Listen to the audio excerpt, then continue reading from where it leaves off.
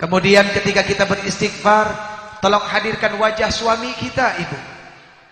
Ya, orang yang sudah ridha mau mengambil kita menjadi istri.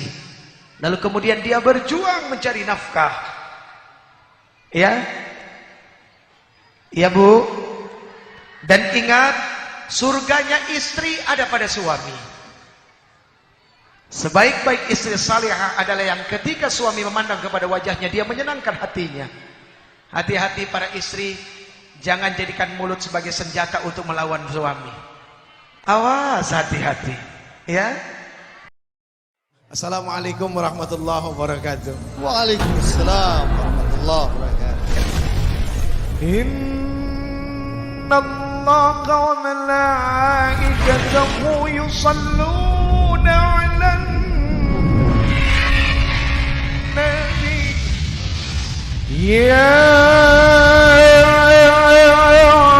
ayyuhalladzina amanu sallu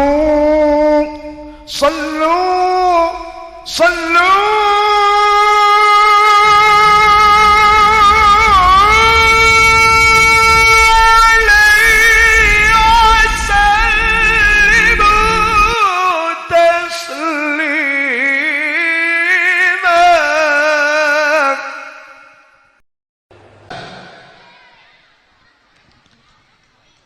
Hamba ini bersaksi bahwa tidak ada Tuhan yang berhak disembah melainkan Allah.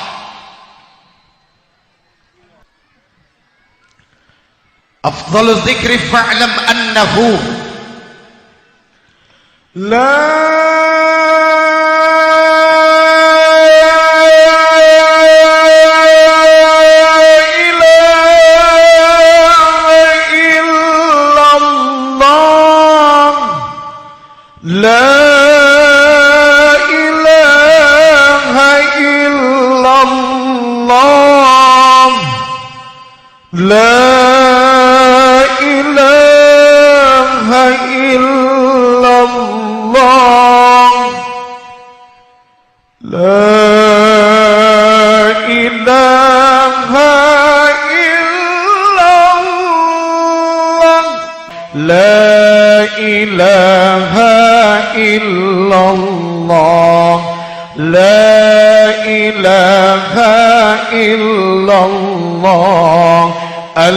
Al-Malikul Haqqul Mubin Muhammadur Rasulullah Sadiqul Wa'dul Amin.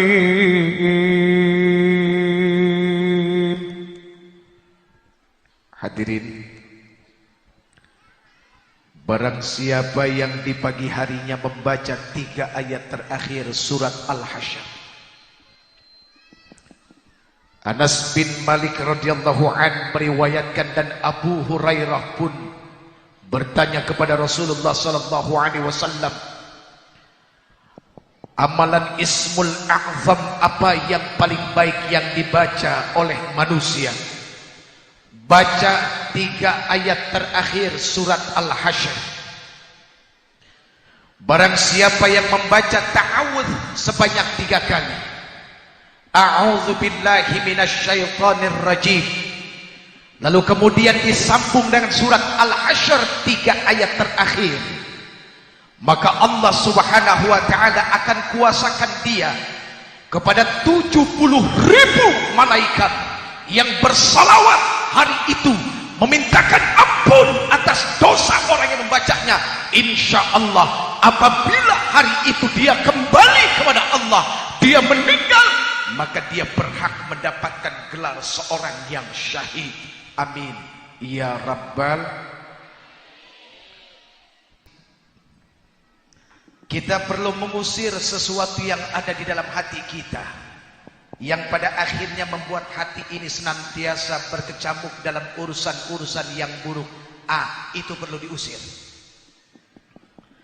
Kita perlu mengusir sesuatu yang ada di depan mata kita yang akan membuat kita hina di hadapan Allah subhanahu wa ta'ala. Dan kita juga perlu mengusir sesuatu yang ada di kaki kita di mana kaki ini akan mengajak kepada tempat-tempat yang penuh dengan maksiat. Al-hasyr bisa menjadi sesuatu yang dahsyat. Bagaimana bunyinya? لو أنزلنا هذا القرآن على جبل لرأيته خاشعا متصدعا من خشية الله.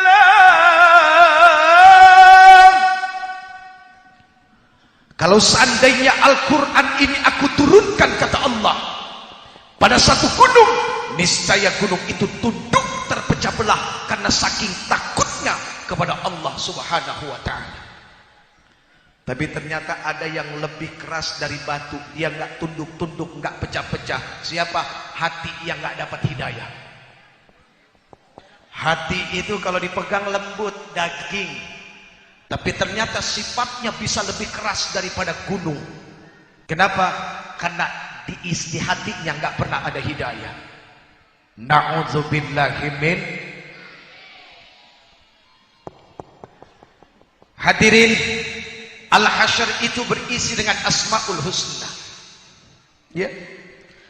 Huwallahul ladzi la ilaha illa huwa alimul ghaibi wasyahadati huwar rahmanur rahim.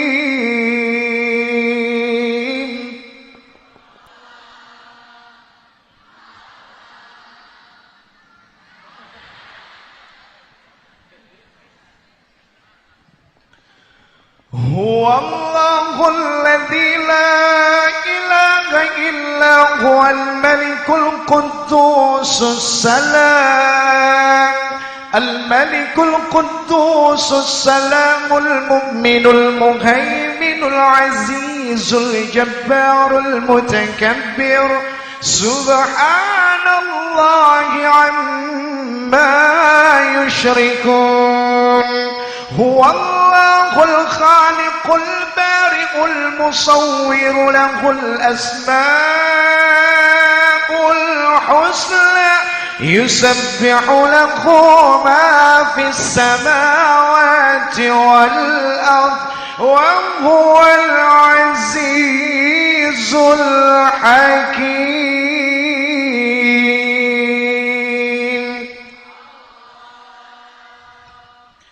Yusabbihu lahu ma fis samawati wal ard. Apa artinya?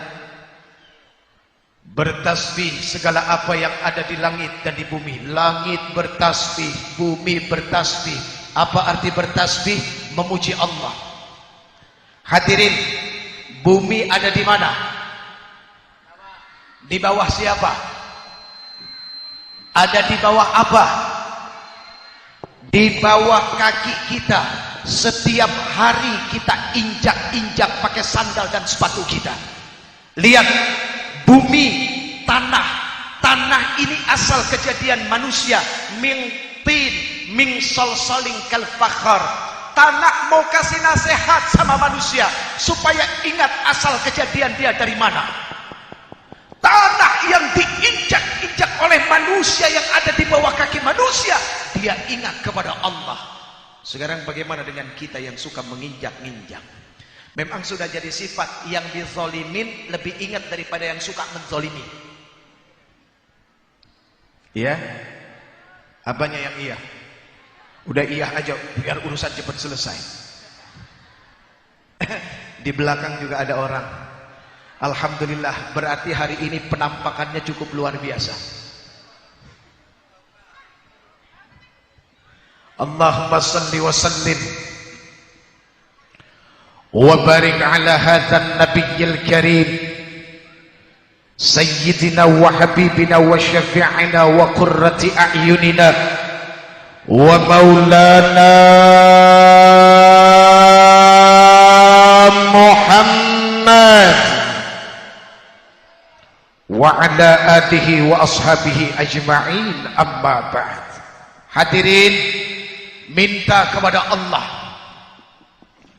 mudah-mudahan di yaumil mahsyar nanti, ketika semua manusia dikumpulkan, kita dibangkitkan tahta liwa'i Muhammadin, berdiri dalam barisan yang sama bersama Rasulullah sallallahu alaihi wasallam. Amin. Ingat, biarpun kita berdiri pada barisan yang paling akhir, mafi muskilah, enggak jadi masalah, no problemo. Yang penting berada dalam barisan Rasulullah sallallahu alaihi wasallam. Amin ya rabbal. Ya, minta bersama Rasulullah. Sekarang daripada kita di depan bangga pegang bendera Abu Jahal, mau pegang bendera Fir'aun. Hadirin, zaman sekarang keturunan Abu Jahal banyak. Salah satunya Abu Gosok. Tahu Abu Gosok? Itu keturunan Abu Jahal. Abu Gosok itu yang suka ngegosok-gosok hati orang jadi punya dengki sama orang lain. Yang suka ngegosok-gosok perdamaian jadi keributan. Itu Abu Gosok. Yang namanya Abu Gosok cuma pantas ditukar sama panci bolong.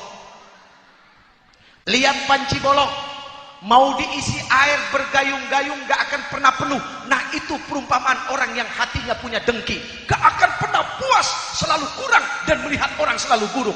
Na'udzubillahi min. Kalau hidup isinya adalah saling mendoakan, maka kesejukan inilah yang Allah Subhanahu wa taala akan berikan. Tapi kalau hidup saling menghujat, memaki, menghina, lalu merasa kelompoknya yang paling baik dari yang lain, mohon maaf lahir batin.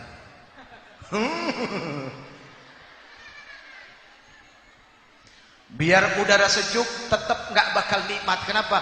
Isi hatinya panas semua. Na'udzubillahi min. Ini ngomong-ngomong kita ngapain hari ini? Maulid Nabi ya?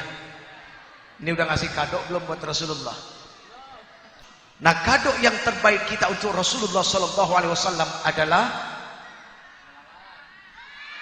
salat. Hadirin, jangan kita manusia, Allah saja yang telah menciptakan seluruh alam jagat raya ini bersalawat kepada Nabi. Dan juga para malaikat yang menjadi pembantunya bersalawat kepada Nabi. Maka kita punya kewajiban untuk mengikuti apa yang Allah dan para malaikat lakukan. Ya. Inna Allaha wa malaikatahu yusalluna 'alan nabi. Ya ayyuhalladzina amanu sallu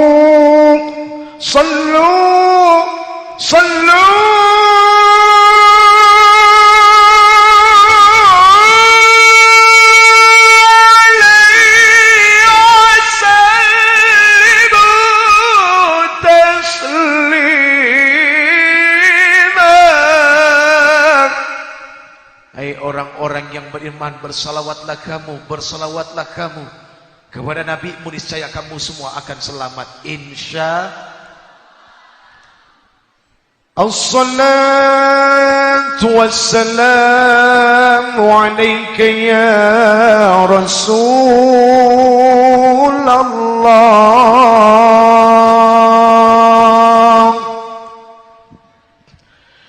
As-salatu wassalamu alayka ya Habiballah. Ya Habiballah. Hafal enggak? Tala'al badru alaina min thaniyatil wada' wajaba syukru alaina مدعا لله دام طلع البدر علينا من ثنيات الوداع وجب الشكر علينا مدعا لله دام أيها المبعوث فينا جئت بالأمر المطاع جئت شرفت المدينة مرحبا يا خير داع لا لا لا لا لا لا لا لا لا لا لا لا لا لا لا لا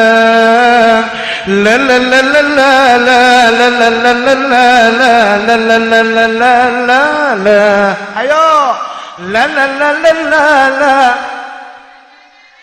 la la la la la la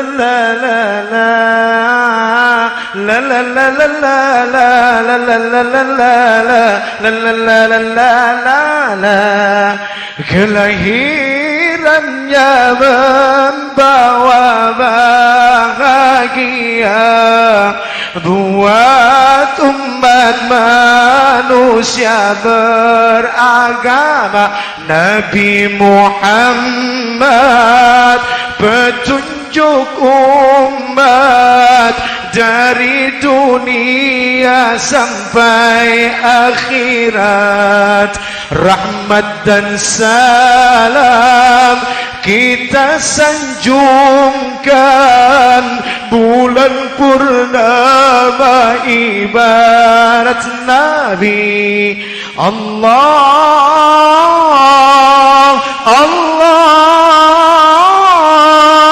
Allahu ala nuri Nabi Allah Allahumma salli ala Muhammad Ya Rabbi salli alaihi wa sallim Ya Allahumma salli ala Muhammad Ya Rabbi salli alaihi wa sallim.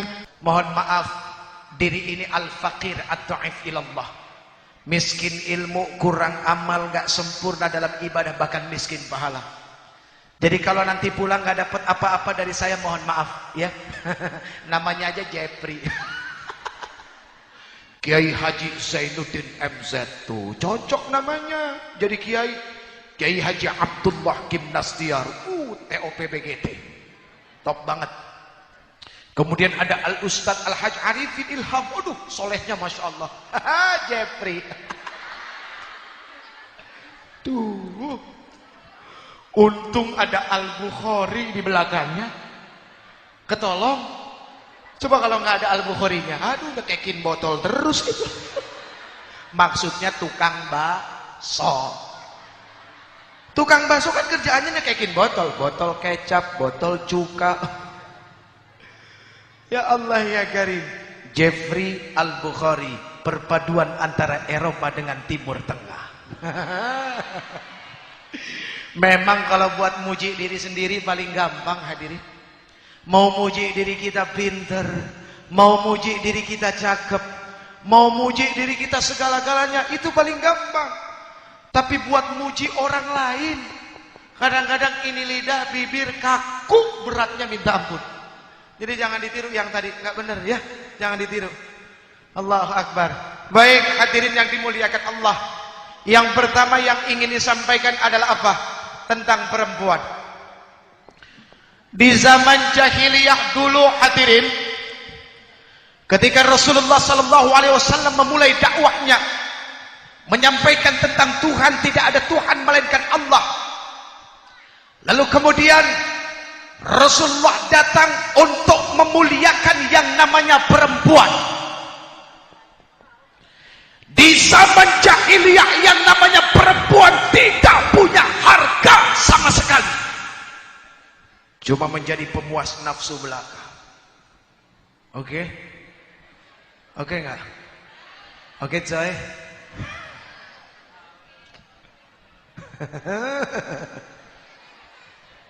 Ya. Jadi zaman dulu itu yang namanya perempuan cuma jadi pemuas nafsu. Begitu lahir bayi perempuan dikubur hidup-hidup. Kayak apa coba itu zaman? Bayi baru lahir dikubur hidup-hidup. Kalaupun seandainya bayi itu besar, maka dia akan dikucilkan. Lihat, seorang bapak punya istri, bapaknya mati, istrinya bisa jadi warisan buat anak-anaknya. Jadi ibunya boleh diapa-apain. Itu zaman dulu. Nah, datang Rasulullah. Rasulullah sampaikan bahwa yang namanya perempuan itu adalah makhluk yang sangat luar biasa. Apa buktinya? Allah Subhanahu wa taala menciptakan 5 alam. Yang pertama alam ruh. Ketika semua manusia berada di alam ruh. Azan ya? Kalau gitu kita kembali setelah azan yang berikut ini ya. Azannya sudah selesai, kita teruskan. Enggak lama lagi, paling 4 jam lagi. Baik hadirin, Allah Subhanahu wa taala menciptakan ada 5 alam. Yang pertama alam ruh. Di alam ruh dijelaskan di dalam Al-Quran, kita ditanya oleh Allah, alastu bi rabbikum, bukankah aku ini adalah Tuhanmu? Lalu kita semua menjawab, bala syahidna, ya kami saksikan bahwa engkau adalah Tuhan kami. Lalu kemudian Allah Subhanahu wa taala menciptakan alam rahim, alam dunia, alam kubur, alam barzah, dan alam akhirat. Dari 5 alam ini hadirin, ada satu alam yang Allah Subhanahu wa taala titipkan kepada makhluk yang namanya perempuan. Alam apa itu? Alam rahim itu punya pintu. Namanya apa? Hah? Mungkin Pak Bupati tahu kayaknya nih. Pak Bupati, alam rahim punya pintu. Namanya apa?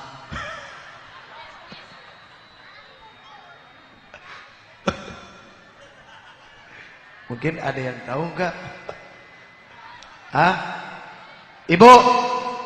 Ibu punya pintu, namanya apa? Kok cengar-cengir? Pintu surga, kayak udah tahu aja pintu surga.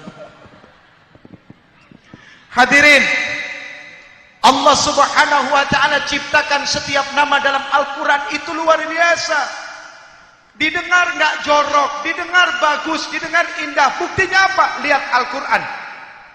Surat Asy-Syams. Terakhirnya, coba tolong dengar.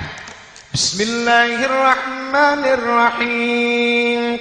Wasyamsi waduhaha, wal qamari idza talaha, wan nahari idza jalla, wal laili idza yaghsha, was samai wama bana, wal ardi wama taha, wa nafsin wama sawwa, فألهمها فجورها وتقوى قد أفلح من زكاها وقد خاب من دساها كذبت ثمود بطغوى إذ انبعث أشقاها فقال لهم رسول الله ناقة الله وسقياها فكذبوه فعقروها فدمدم عليهم ربهم بذنبهم فسوى ولا يخاف عقباه.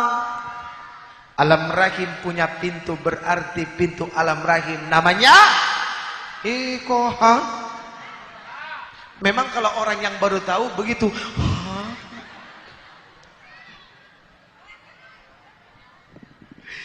Alam rahim punya pintu. Pintunya namanya, dengerin dulu, melulu dari tadi. Alam rahim punya pintu namanya Babur Rahmah, pintu kasih sayang.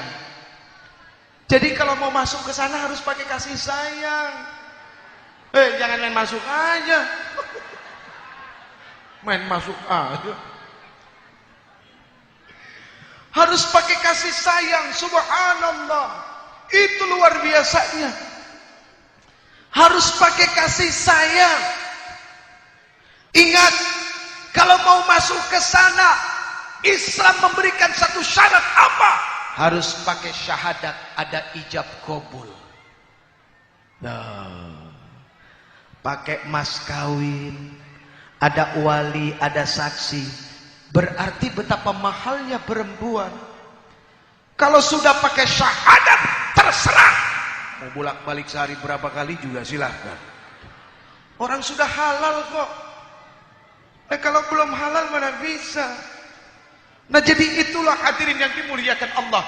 Salah satu dari apa yang dibawa oleh Rasulullah SAW dalam misi agama Islam yang rahmatan lil alamin, yang penuh dengan kasih dan sayang adalah apa? Memuliakan yang namanya kaum perempuan. Amin ya Rabbal. Yang kedua, lihat, yang kedua dalam urusan dakwah Rasulullah terkenal dengan cinta dan kasih sayangnya. Rasulullah itu jauh daripada cermin kekerasan, tidak pernah.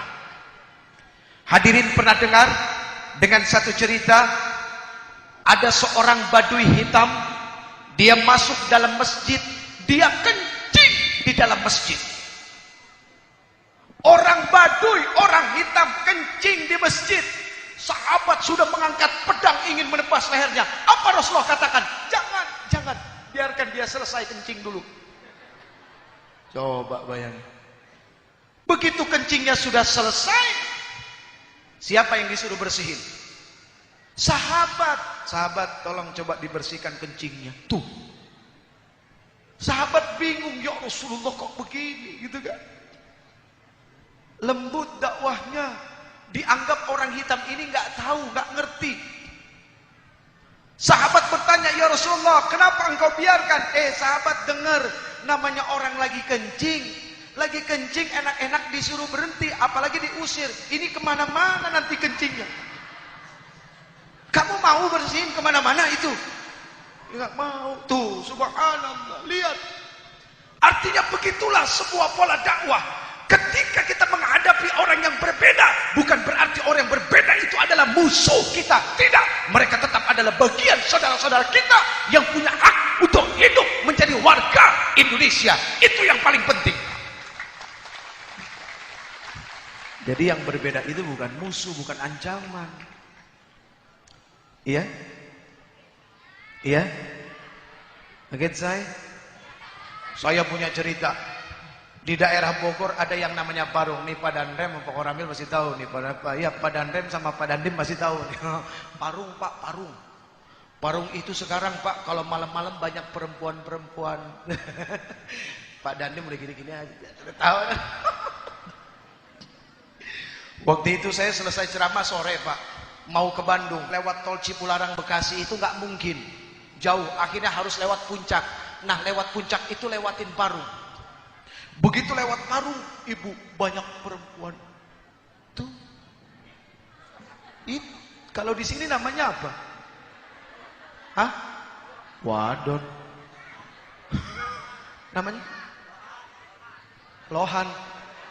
Itu mah ikan. Lohan. Oh, lohan. Mau dong? Hah? LH. Ya Allah, nih anak kecil tahu dari mana? Astagfirullahaladzim. Tobat. Ini zaman saking terlalu majunya begini nih akhir. Saya lewat banyak itu perempuan. Saya nggak sengaja waktu itu pas buka kaca hadirin. Hah? Iya buka kaca. Begitu buka kaca, perempuan-perempuan itu manggil. Uje. Wah, dalam hati bangga juga ya. Dasar manusia, iya kan? Begitu setan masuk timbul kebanggaan, jadi sombong. Tapi karena yang manggil perempuan itu gengsi mau berhenti. Perempuan begitu kok manggil. Begitu saya mulai kencengin mobil, tiba-tiba di hati ada yang ngomong, Uce, sombong amat jadi manusia. Memang Allah sudah jamin kamu masuk surga, sehingga perempuan-perempuan seperti itu manggil kamu, kamu tidak mau berhenti. Apa kamu harus milih-milih orang? Siapa yang panggil kamu? Waduh. Surga bukan punya kamu. Sombong kamu jadi manusia. Karena ada yang berteriak begitu, langsung saya berhenti. Berhenti langsung, Pak. Datang dia lari. Uce, assalamualaikum. Lagi jualan bisa assalamualaikum, hadirin. Berarti kan masih ada cahaya-cahaya kecil dalam keimanan, betul nggak? Berarti masih bisa diselamatkan. Coba bayangkan, masih mengucapkan salam. Ya Allah ya Rabb. Bersyukur orang seperti mereka mengenal Ustadz, mau mengucap salam kepada Ustadz. Berarti dalam hatinya pasti suka berpikir, ya Allah kenapa hidup saya seperti ini? Itu ladang dakwah. Kalau ini ladang dakwanya udah bagus, datang dari jauh, naik sepeda 10 kilo, bawa rantang, bawa nasi. Karena memang sudah mantap ingin mendengarkan dakwah. Nah mereka yang lagi pada jualan, itu kan gak mungkin mau mendengarkan dakwah. Ibarat orang berambut gondrong masuk salon, dipotongnya enak. Nah ini orang rambut botak, apa yang mau dipotong? Kan begitu. Ya Allah ya Karim. Jadi itulah sebuah dakwah, hadirin. Berkaca kepada mohon maaf tadi gak ada yang tersinggung kan saya ngomong rambut jangan Pak, aduh Pak mohon maaf, ini mah gak ngomong, aduh ya Allah mohon maaf lahir batin, saya gak ngomong apa-apa ya, ini mah perumpamaan aja. Tuh salah lagi aja ngomongnya. Tuh orang kalau di panggung ngomong tuh suka begitu. Saking percaya diri akhirnya banyak salah jadinya tuh. Maaf. Ya udah sampai di mana tadi? Itulah pola dakwah Rasulullah, lembut, halus, penuh dengan arti. Maknanya banyak. Di Taif hadirin, Rasulullah itu ditimpukin oleh kotoran, ditimpukin dengan kotoran, dengan batu sampai darah bercucuran di kaki. Apa yang Rasulullah katakan? Rasulullah ngumpet di salah satu kebun kurma. Rasulullah mengangkat tangan apa? Allahumma gfir li qaumi, ya Allah ampunilah umatku. Allahumma hdi li qaumi, ya Allah berikanlah hidayah kepada umatku. Fa innahu la ya'lamun, sungguh mereka tidak tahu ya Allah. Malaikat ketika itu melihat Rasulullah dizalimin, ditimpukin, malaikat gak punya nafsu. Tiba-tiba malaikat berkata apa? Ya Rasul, perintahkan aku untuk angkat ini gunung, aku lempar ke mereka. Rasulullah bilang apa? Jangan malaikat, aku masih percaya nanti dari tulang sulbi mereka lahir keturunan-keturunan yang mendapatkan hidayah dan mau menyembah Allah Subhanahu wa ta'ala. Subhanallah. Rasulullah diludahin setiap jalan di tempat itu.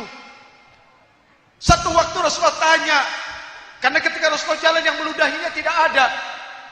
Sahabat itu yang suka ngeludahin aku kemana? Sakit sekarang ya Rasulullah. Sakit, betul sakit. Rasulullah pulang ke rumah ngambil makanan. Datang ke rumah orang itu, ketok. Assalamualaikum. Assalamualaikum. Yang di dalam tanya siapa? Saya Muhammad. Begitu dengar kata Muhammad, bukan keluar keringat segede-gede jagung, keluar popcorn hadirin. Saking ketakutannya itu. Tapi apa yang Rasulullah lakukan? Kamu kenapa? Sakit ya?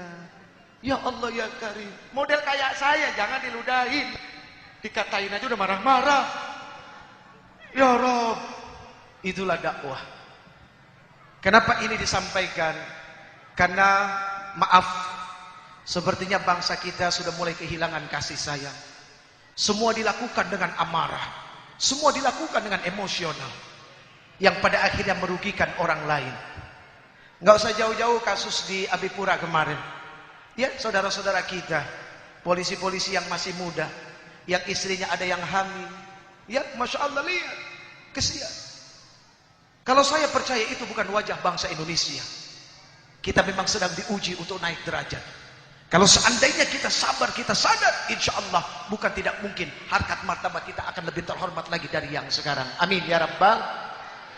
Pokoknya prinsip satu, hadirin, ibu, ayo ajarkan anak-anak bela diri. Maksud bela diri apa? Minta sama gurunya, Pak, kalau anak saya diajarin bela diri, yang pertama saya minta tolong diajarin pinter ngeles. Jangan pinter mukul. Kalau diajarin pinter mukul nanti nyakitin orang. Kalau dia nggak bisa ngeles, akhirnya dia kepukul juga, kan sakit. Lebih baik nggak bisa mukul tapi pinter ngeles. Jadi dia nggak bisa nyakitin orang, tapi kalau disakitin orang, aduh, ya nggak apa-apa, ya ridho, iya gua doain lo panjang umur, iya, nah itu, ya, minta itu. Jadikan itu insya Allah mudah-mudahan, ya, pegang yang pertama. Jangan pernah menyakiti orang lain kalau tidak pernah mau disakiti. Jangan suka merampas hak orang lain, menyerobot barang orang lain kalau nggak mau diserobot. Yang kelima, yang selanjutnya, hargai orang, maka insya Allah nilai penghargaan itu akan datang kepada kita semua. Amin ya Rabbal. Hadirin yang dimuliakan Allah. Udah sore, sudah asar, belum mandi. Ini udah basah sampai ke dalam-dalam ini. Kita akan membaca doa, kita akan doakan kampung halaman kita. Oh iya. Ya, kita akan doakan bangsa kita. Kita akan doakan alim ulama kita, para pemimpin kita, ya. Dan kita akan doakan orang tua kita dan diri kita, anak keturunan kita, suami kita, istri kita, yang perempuan dari jauh salamannya sayang. Iya, udah ya. Ayo. Kami persilakan kepada para jamaah agar kembali ke tempatnya masing-masing. Ya. Karena acara akan ditutup dengan doa. Iya. Baik hadirin, mari sama-sama kita membaca istighfar. Ketika membaca istighfar, tolong hadirkan wajah kedua orang tua kita. Semoga Allah Subhanahu wa taala memuliakan mereka, mengangkat derajat mereka, karena orang tua kita adalah orang-orang yang luar biasa dalam membangun kita, menjadikan kita orang-orang yang bermanfaat bagi bangsa ini. Kemudian yang kedua, ketika kita beristighfar, tolong hadirkan wajah para pemimpin kita. Ingat, tidak ada gading yang tak retak. Kalau mau bicara sempurna, nggak ada manusia yang sempurna. Di balik kesempurnaan manusia pasti ada kekurangan. Di balik kebenaran ada kesalahan.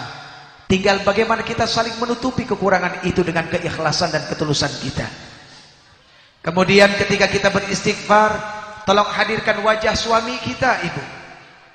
Ya, orang yang sudah ridha mau mengambil kita menjadi istri. Lalu kemudian dia berjuang mencari nafkah. Ya. Ya, Bu. Dan ingat, surganya istri ada pada suami. Sebaik-baik istri salihah adalah yang ketika suami memandang kepada wajahnya, dia menyenangkan hatinya. Hati-hati para istri, jangan jadikan mulut sebagai senjata untuk melawan suami. Awas, hati-hati, ya. Tapi kalau ibu-ibu di sini, insya Allah enggak, ya, enggak beda. Oh, salah ya. Terus para suami, ketika kita beristighfar, tolong hadirkan wajah-wajah istri kita. Karena mereka adalah orang-orang yang luar biasa di dalam membantu rumah tangga kita. Siapa yang bisa tahan dengan tangisan anak kalau bukan istri kita? Yang bisa sabar direngekin anak kalau bukan istri kita? Yang tengah malam bangun harus bikinin susu, diompolin, diberakin dan segala macam, siapa? Istri kita. Yang ngajarin anak kita mau tidur baca doa, bangun tidur baca doa, mau makan baca doa, siapa? Yang lebih dekat adalah istri kita. Ya. Dan ingat, istri kita adalah tiket kita masuk dalam surga. Para orang tua, ketika beristighfar, tolong hadirkan anak-anak kita, karena mereka adalah investasi dunia akhirat. Kalau dia pintar dalam urusan ilmu dunia, insya Allah kebahagiaan pun akan mengalir pada kita. Nah, kalau dia pandai dalam ilmu akhirat, ini menjadi jaminan bagi kita. Ketika kita mati, dia menjadi anak yang soleh dan doanya senantiasa mengalir dalam kubur kita. Amin. Lalu para anak, Sekali lagi, hadirkan wajah orang tua, ya, sehingga kita bergelar menjadi anak yang soleh dan solehah. Amin. Rabbi zidna ilman nafi'an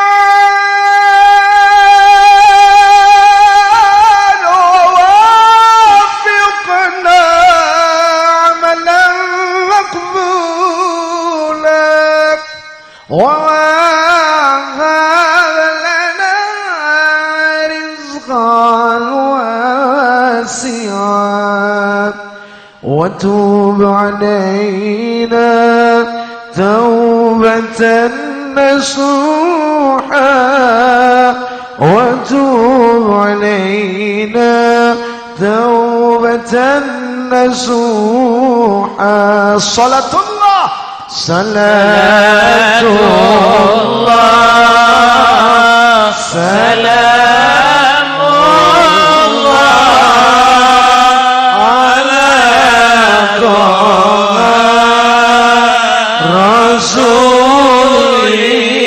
Rasulillah, salatullah, salamullah, ala yasin habibillah.